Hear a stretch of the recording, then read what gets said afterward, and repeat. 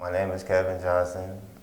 I've been sentenced to death in Missouri for the 2005 murder of William McEntee. If I could speak to the McEntee family, his wife, his kids, I would tell them that I'm sorry, that I never meant to, I guess, tear their family apart. You know, I never wish to bring pain to them, harm. Like I said, if I could erase that day, I would. You know. So, I just want to say I'm sorry.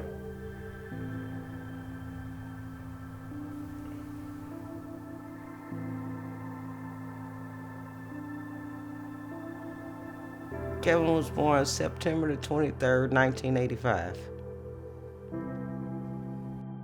I went through a lot trying to have him. Oh boy, it was, because Kevin was 8 pounds, 8 ounces, and 22 and a half inches long. He was a big boy. Well, as soon as he got out, and they went to lay him on my chest, whew, my baby. He was a wonderful child. I'm sure he's a wonderful child. I love his smile. He got a pretty smile. Pretty smile. Mama. Mama. Just miss them days with Kevin. I'm Marcus Tatum. I'm Kevin's big brother. I'm just a year older than Kevin. Well, growing up, you know, we had a hard childhood. My mother, you know, falling victim to crack cocaine, and she just lost focus of us. You know, being left alone in the house, nothing to eat, maybe days at a time, you know. And we were basically like dirt poor. We lived in like a shack, which was basically a garage that was converted into a house. At that time, basically, it was just me and Marcus most of the days. So we come home from school. So we went to like a preschool in the daytime. When we get out, we ride the bus home. And we get so hungry. You know, we got a lot of roaches and stuff in the house. So, like on occasions, like when it was too bad, we tried to get the roaches eaten. I remember specifically like eating a little roach. You know, it's moving and stuff, but 3 years, you don't know any better. You just know you're hungry and stuff. And it was like one occasion, it was like a little mouse running through and stuff like that. So we got the idea to try to catch and eat it. Of course we couldn't, but. And that's hard for a kid at that age, you know, to fend for yourself, being left in the house all by yourself, you know. Can't just leave a kid like that to figure out life, left alone like that at that kind of age. So it was hard for me and Kevin.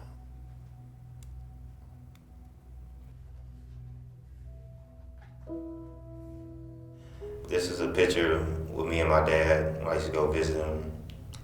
He was incarcerated most of my childhood. Anytime we would take a picture, I would try to pose exactly how he was. When I was 1.5, my dad went to prison for, I believe, second-degree murder. And I think he took a plea for 20 years. My name is Kevin Johnson Sr., and I'm the father of Kevin Johnson Jr.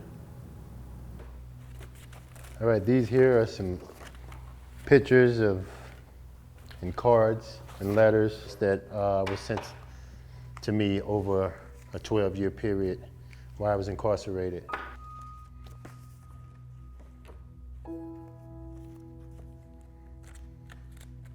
He handmade this one. And it say, "To Dad, Happy Father's Day from your son, Kevin, who will always love you." You know, my mom was on drugs and she was pregnant again. And she was facing some criminal charges, so we had to go to court. And I guess they were about to separate us, and then the next thing I know, we're like walking down the hallway. My grandma Patty's holding Marcus's hand, and some white ladies holding my hand and stuff. We get to like the end of the hall, and me and the white lady stop, and Marcus and Grandma Patty are getting further and further away. We got separated maybe early 90s from each other. I went with my grandmother, and he was eventually placed with my auntie Edith. This was when I was 4. I had just moved to live with my aunt, and living with her. In the beginning, it was great. You know, she provided everything. I was the only one there. I didn't have to worry about getting beat up for anything. I can watch what I wanted to watch. Like I said, everything just ain't perfect. You know? And then I think she was with my Uncle KK, her husband. I think they were going to a separation at this time. And then maybe 2 years later, they got an official divorce, and from then that's like when everything kind of just turned for the worse in a way. Like the abuse, she started whooping me a lot for like anything. I wet the bed, she whooped me. Any trouble or thought of something I might have done, she would whoop me. And sometimes she'd make me hop in the corner, and hopping in the corner, I would have to face the corner and hop on one leg. And forever how long, like she would go in her room and I would still hop. And sometimes, like I said, it's late at night, so I would get tired. I would try to go to sleep. And if she didn't hear any hopping, she would come back in there. She would either whoop me again or just force me to get back in the corner and stuff. When she whooped, I just felt like nobody cared about me. I started believing like everything that was going on was my fault. Around that time, I had visited my father while he was in prison. I was the reason he was in prison. I was the reason my mom was on drugs, and I was the reason my aunt didn't like me, I guess. I felt like it was my fault. I felt guilty, kind of wanted to die and stuff. But, being young and kind of ignorant, I didn't know how to even go about killing myself. So it was kind of hard during that time, especially when you have nobody to go to. So you get whooped and you get yelled at, there's nobody to comfort you. So it's like, what can I do? What else? My name is Rachel Janess, and I know Kevin because I taught him in kindergarten and first grade at Westchester Elementary School in Kirkwood. I definitely took a special interest in Kevin. I mean, of all the kids I ever taught, he was probably top 3 of my kids that I just will never forget and always adored and, really, really cared for quite a bit. He was just so darn special. He was just a cute little kid, and he was just so vulnerable. And I knew that Kevin was experiencing abuse because Edith would tell me she abused him. But she would tell me repeatedly that she would just spank him to no end. She would spank him so much that he was not responding to it. And there were days when he would come to school and he would smell like urine. And that was a form of punishment. You wet the bed, now you're going to wear that. So I knew he was getting abused. He had so many people drop balls on him. I mean, he literally had no one watching out for him. And I knew that. I knew that. And I feel like I dropped the ball. Like I should have taken him. Somebody should have taken him. Somebody should have removed him from the home. Somebody should have had his back. It was just the abuse, and I think it just crushed him. I feel horribly guilty at times thinking about Kevin.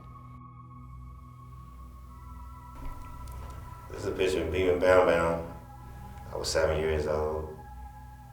Bam Bam was born September 12th, 1992.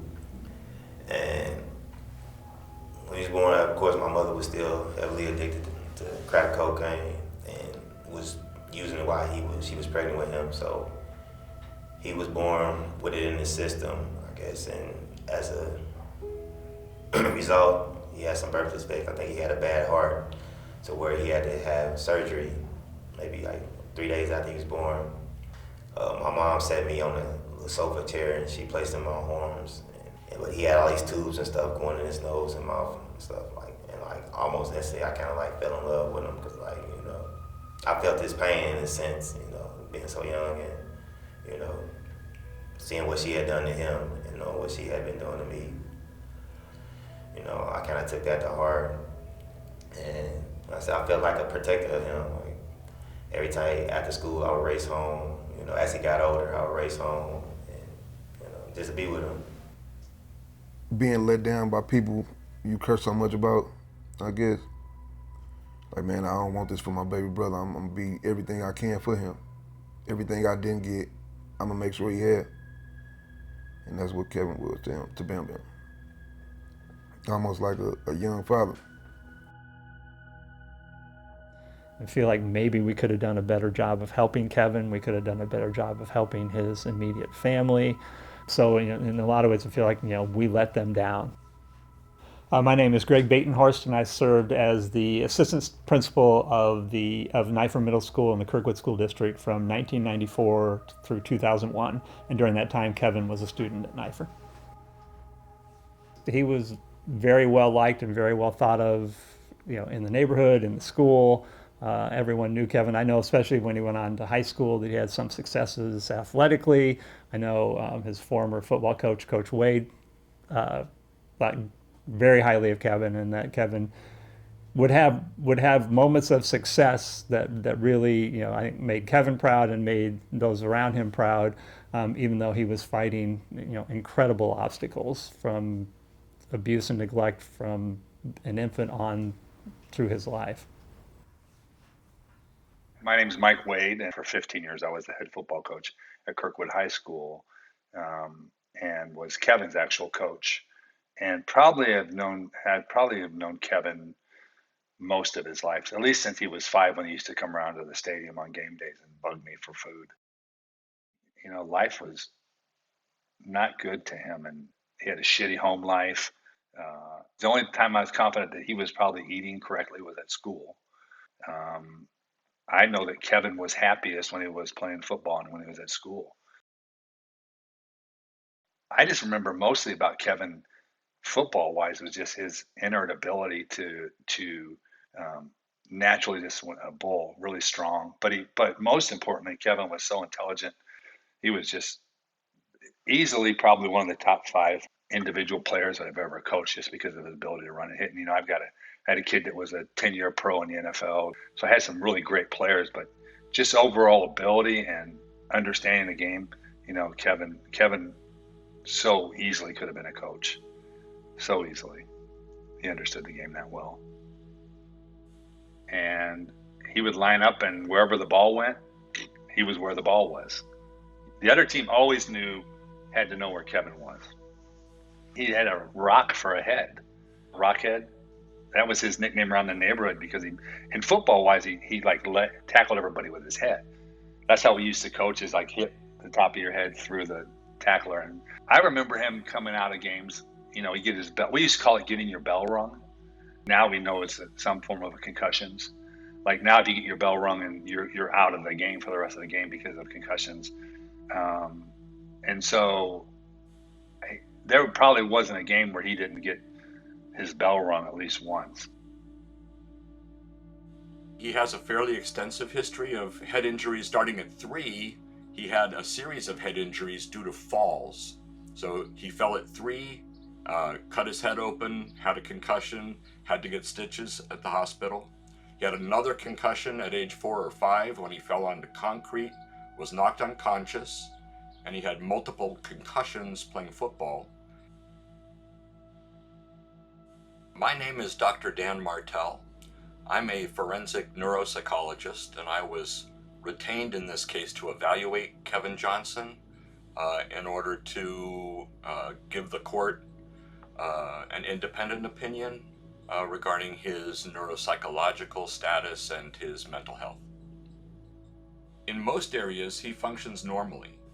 He has no impairments. However, he demonstrated specific impairments in frontal lobe functioning. Frontal lobes are, in addition to being the largest part of the brain, are also the most vulnerable to injury from head injuries. You see a breakdown in impulse control. You see a breakdown in judgment that requires these sort of higher order problem solving skills that are necessary to make good decisions. Particularly as situations become more complex, it becomes more and more difficult for someone with these kinds of frontal lobe impairments to make sense of the situation. Frontal lobe impairment hinders good decision making, I think is the easy way to put it. I was 13, almost 14, when I attempted to kill myself by hanging myself with the bed sheet. When I was in St. Joseph's. I tied it up real tight and stuff, and I put the other end around my neck and stuff, and I just sat there, and maybe my butt was probably like this far off the ground, and I was just sitting there kind of hanging. He has a long-standing history of psychiatric disorders. His diagnoses include major depressive disorder, what we commonly refer to as depression, suicidal ideation, suicide attempts, psychosis, which is a break from reality where you hear voices, and a severe impulse control disorder.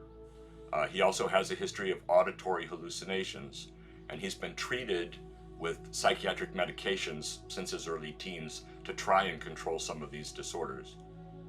I think the bottom line is he had an extraordinarily neglectful and abusive childhood.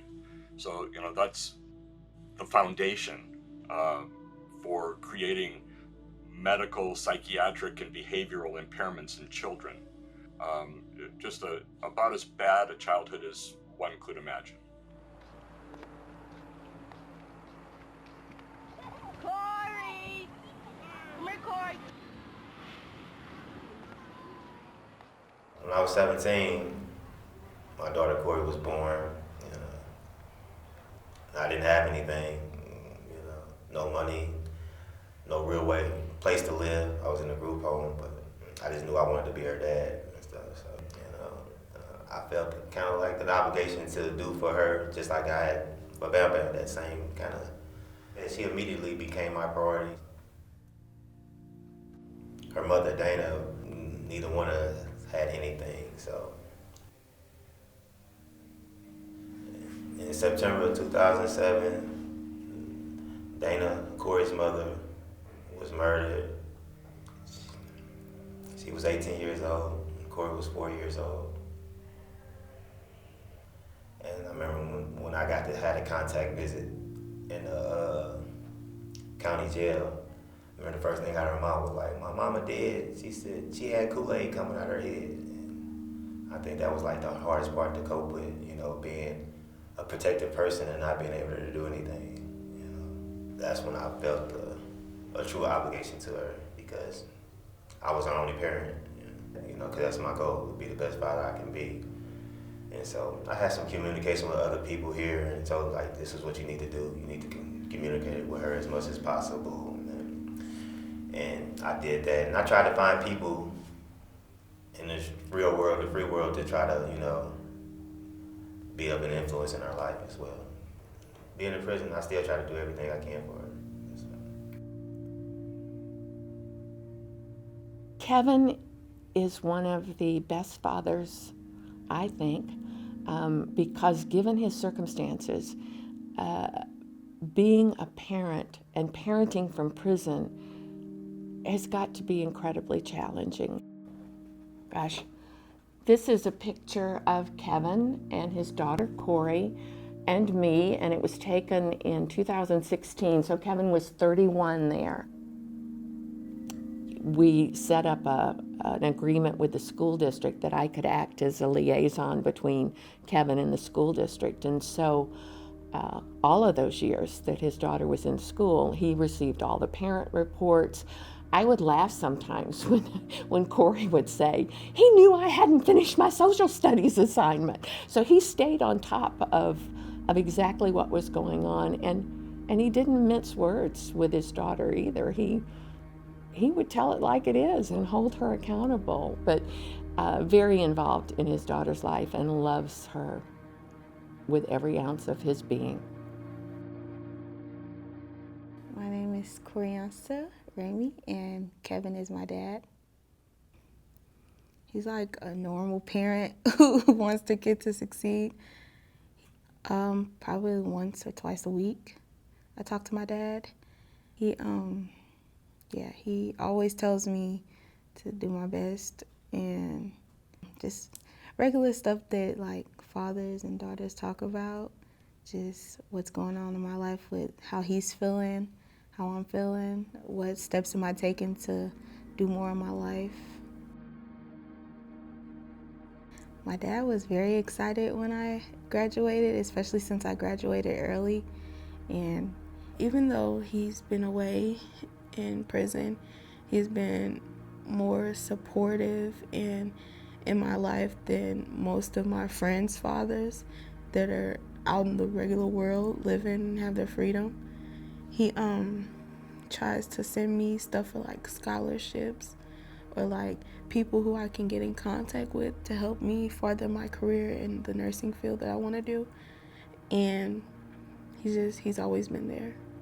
So he does way more than what most people would feel like they would be able to do behind bars.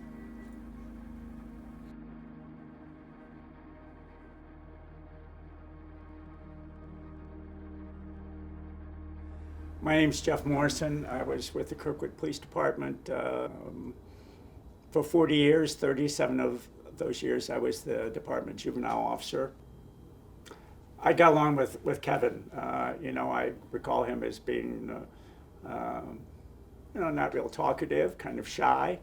I never had any dealings with Kevin as a violent person, nor did I know of any kind of history with violence or reported violence.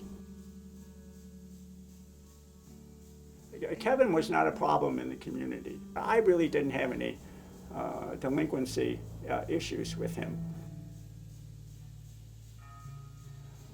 I was at home here that Tuesday night. I worked that day and probably gotten home at 5:30, and I got a kind of frantic call from my detective lieutenant sometime around 7, give or take, saying that McEntee had been shot and I needed to come in.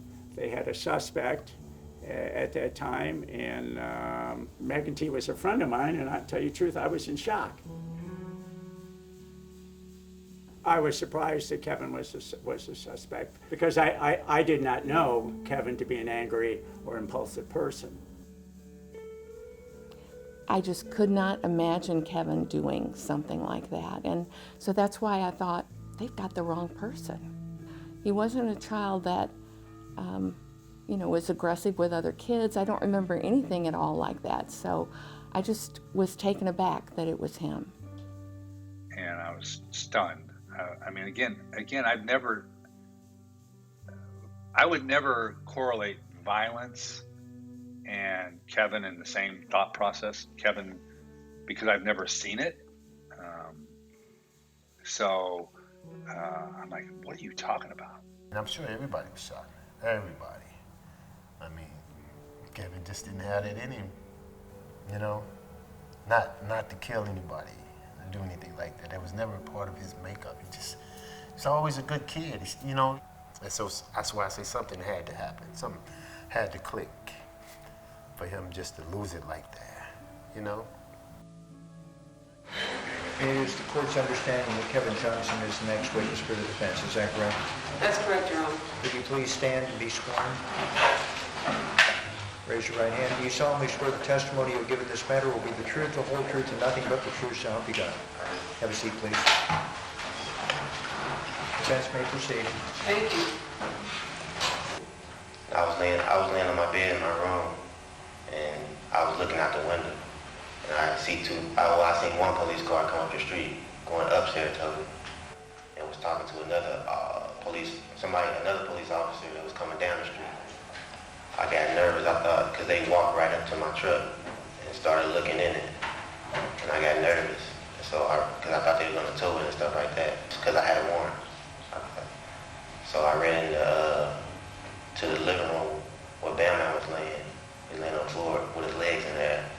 And I was like, man, hey, go get these keys to Grandma Pat. Tell her act like she's driving it so they won't take my car.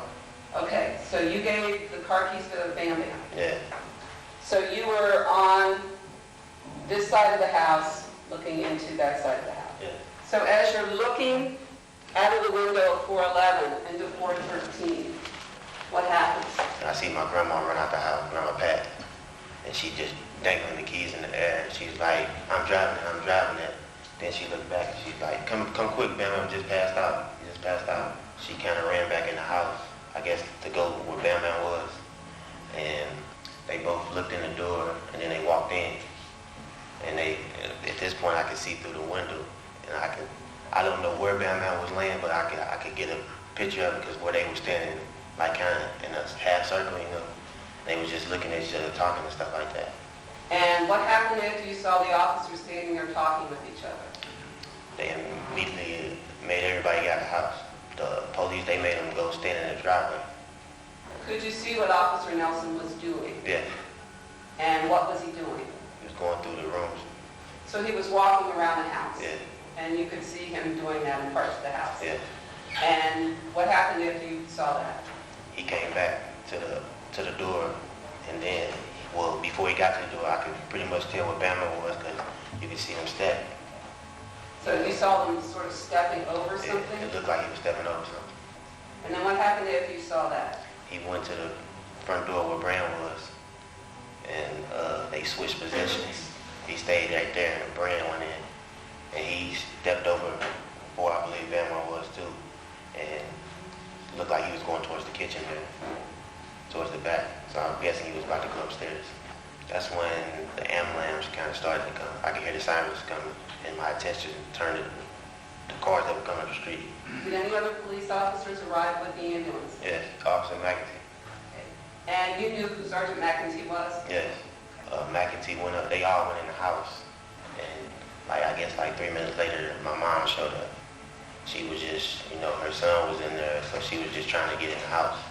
And by trying to get in the house, what could you see her doing?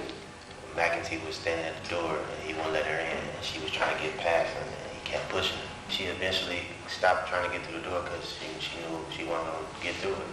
Then she went to stand by, look through the window, and she was trying to look and see, She was trying to look into the living room? Yeah, and see Bama trying to check on her son. And McEntee came over there and just got pushing her back away from the window. And then that's when she started trying to open the window to get in. And he got to pushing her, and he almost pushed her out the porch. I started getting mad because to me it looked like they was fighting. And eventually my mom just stopped, and she ran into the yard and started crying. I guess about 5 minutes later, that's when the ambulance started to pull, take him out, Bam Bam out on the stretcher. And they made their way to the ambulance truck, and I could see they had took his Bam Bam shirt off, and his feet was just dangling. I could really tell he was dead or something like that. But it didn't, register because at that point, he looked dead, but I thought he was gonna come back home.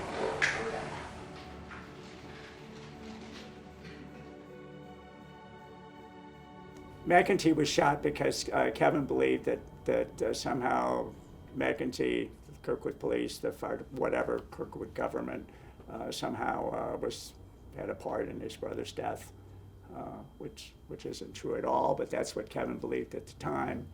And so I'm sure he was upset, he was emotional. That's the definition of murder second as far as I'm concerned. And no, I don't think the death penalty is appropriate in Kevin's case. I lost 2 sons that day. 2 sons. Like I said, I can't even tell you what color my son's casket was. I don't even know what they put him in the ground in, what kind of clothes he had on. I was just there, rocking. Just couldn't believe it.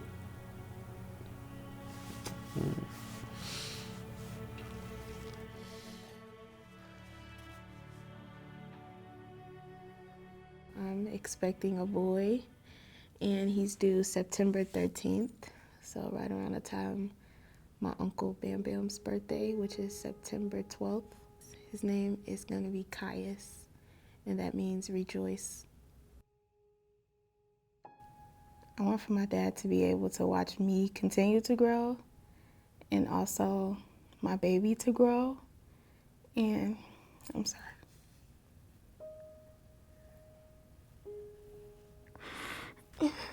It's hard because I know that if it does happen, he's not going to be here. He's not going to be here to watch me grow and continue to make him happy. He's not going to be able to see me be a better parent than what he was able to be and what my mom wasn't able to be.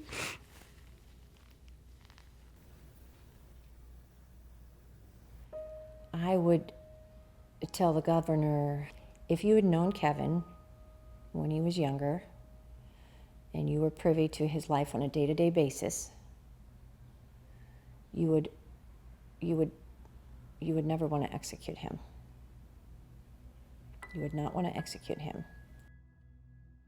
I also think that the governor would need to consider the fact that the state and the Children's Division, the Family Court, probably let Kevin down and didn't provide the services they needed to be able to handle his emotions properly, his anger.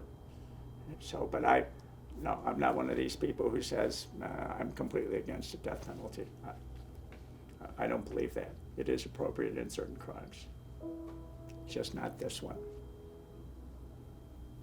We know that Kevin's life from day one has been a challenge because of past abuse and past neglect. And Kevin committed a crime at the most emotionally charged moment of his life. He was watching his little brother Bam Bam die, for God's sakes. And that matters. If Kevin is executed, there would definitely be, it would be a hole in my heart for a kid that never had a break in his life. In my mind, I still think there's going to be a miracle. It's kind of like in football, I'm waiting for the Hail Mary, the pass at the end of the game where everybody jumps in the end zone and the good guy comes down with the ball. Well, at this point, Kevin is jumping for the ball, and if he doesn't catch it, then I don't even want to think what will happen. So that's what I'm waiting for, is some miracle play. He calls me on Mother's Day. He sends, get well wishes or a happy birthday wishes. He doesn't forget any of that. And he has something to offer still. He has a lot to offer. And it would be very, very hard if he were to be executed.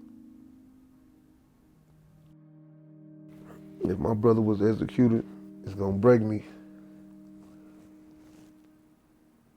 all the way down. A lot of people, they don't know me and my brother's relationship.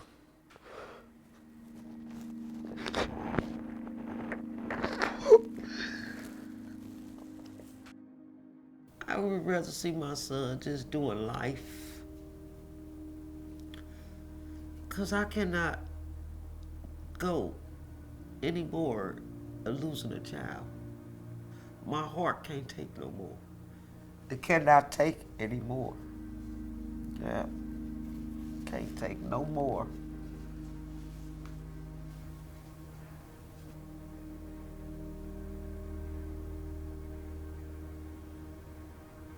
I cannot be honest, I did a terrible thing, so, I don't want to pay for it this way, but, if I have to, then I gotta be at peace with that. I want the world and the governor to know that that moment doesn't define me. I've grown, I'm a better person. I'm caring. I think I could be more of a help for people alive than dead.